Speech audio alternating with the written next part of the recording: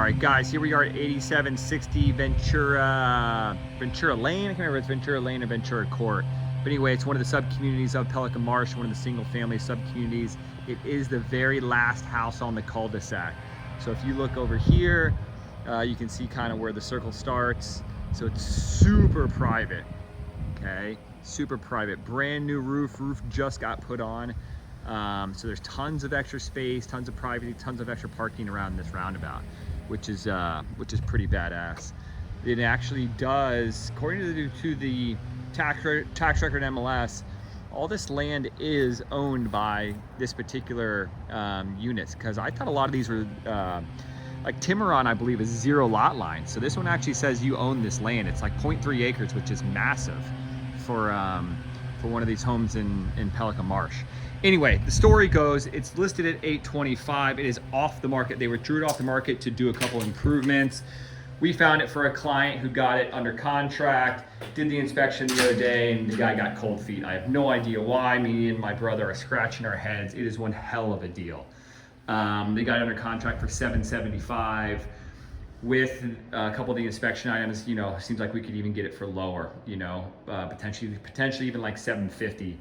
You know, the idea basically is this house is worth $1 million once you know, do the necessary improvements. You know, you don't need a total gut job, or you can just, you know, live in it as is. But this is $1 million house for $750 to $775 with a brand new roof. I mean, great spot in the neighborhood. I mean, it's just mind blowing what potentially the value on this house could be and should be. So I'm gonna give you a quick walkthrough. That's the main living area. I believe it's 1720 under air, 1740, I can't remember. I'm sorry, I don't have the MLS sheet in front of me. Just happened to stop by here to pick up the radon report. This is the guest bedroom, laminate floors. They put in some built-in cabinets there, little bench seat. And again, I apologize, I don't have the MLS sheet in front of me. So I don't recall if it's sold furnished or not. I believe most of it is staying behind, but I can double check on that. Guest bath, stand-up shower, okay. It has tile floors, 12-inch tile floors. You got a double door den, right? So you got your French doors for the den, open here, have an office, have a little sitting area, have a little, you know, pull-out couch, whatever you want. All right, vaulted ceilings. They got some track lighting up there. They got a planter shelf that runs along. For the entry and foyer, they got some chair rail there. It's a nice accent piece. Let me show you the master. Again, laminate flooring here in the master. Nice window. I mean, I barely turned any lights on in here, and it's light and bright.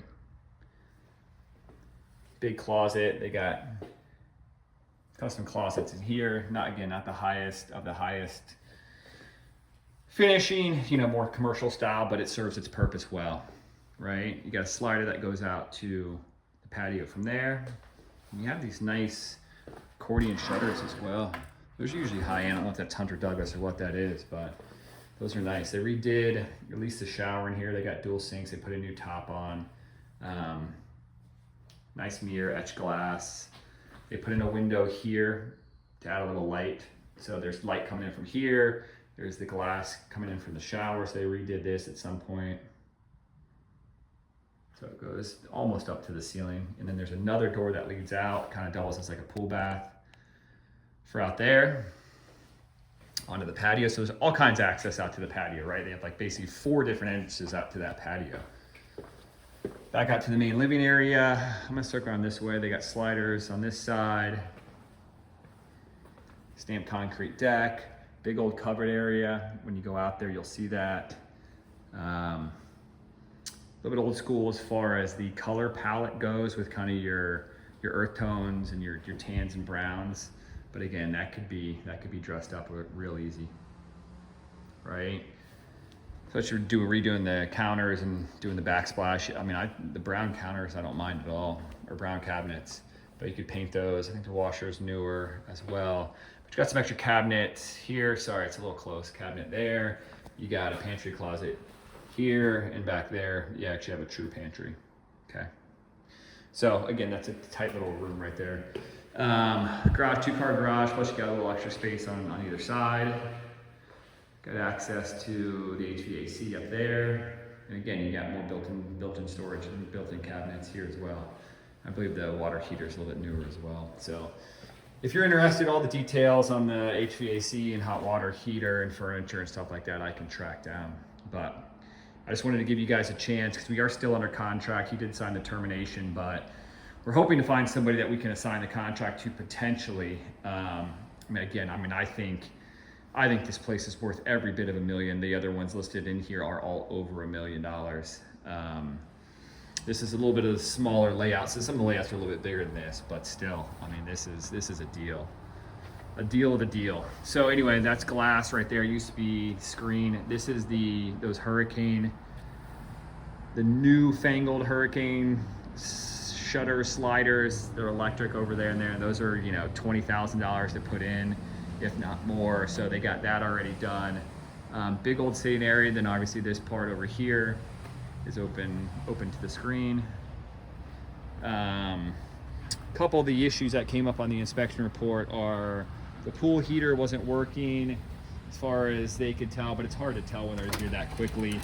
You know, the agent's telling us it's newer. You know, there is some rusting to the top grate. It's an aqua cal. So I don't know. We could double check on that with the pool guy, whether or not that's working or not.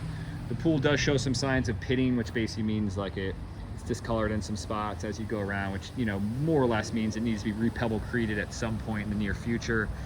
The big thing is this retention wall back here. It's interesting because, you know, they're basically saying it's the responsibility of the homeowner, which might be the case at the moment, but I bet if you raised a big enough stink, you know, back again, we'd have to get the survey stakes to know for sure where the actual community property stands, but that's got to be all community hedges back there. Like, if you raised a big enough stink, I bet you could get the association to pay for it, because it's holding back their plants and their water. So I don't know, you know, but again, the quotes we got were somewhere 8 to 10 grand to redo the retention wall. You can kind of see it leaning now because that's wood. So you can redo it in wood and do it for cheaper for like 6 or 7, but might as well do it right and do concrete. So it is just a really good value. It's an amazing location. It's an amazing community that I know both of you guys really covet and like. And it's a chance to get in at a very, very low price point. Because not much sells below $1 million, let alone it, you know, below 800, which where we are right now with this one. So anyway, there is the that's the entrance. I don't know if you saw that kind of car come through there. That's the entrance off of Vanderbilt. The gatehouse is just down the other side of here. So cars do come through there, but obviously with the gatehouse, they come through real slow. So there's no real traffic noise because the cars aren't moving, right? They're basically going from a stop position at the guard gate and then kind of rolling through. And that is the least traveled gate of the 5 entrances in Pelican Marsh. So that didn't really bother me at all, or it wasn't a big deterrent to purchase, because there isn't really any road noise associated with it. So I think that's it for now.